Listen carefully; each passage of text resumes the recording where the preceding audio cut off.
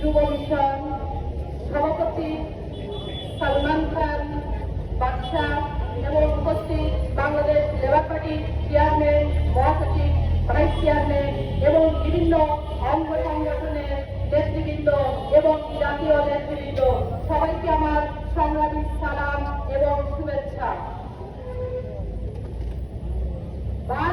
ভাষা আন্দোলন থেকে শুরু করে 24-এর গণঅভ্যুত্থান পর্যন্ত যত সংগ্রাম হয়েছে সব জায়গায় যুবদের ভূমিকা ছিল অনস্বীকার্য।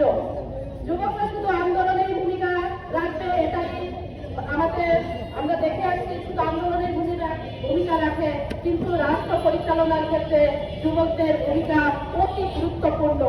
একটা রাষ্ট্র বিশ্বের দরবারে যদি মর্যাদাপূর্ণ করতে হয় তাহলে যুব সমাজের ভূমিকা অবশ্যই রাখতে হবে, কারণ একটা রাষ্ট্র গুরুত্বপূর্ণ ভূমিকা রাখার জন্য বিশ্বের দরবারে মর্যাদাপূর্ণ শক্তিশালী দেশ হিসাবে যে সংগ্রাম এবং আত্মত্যাগের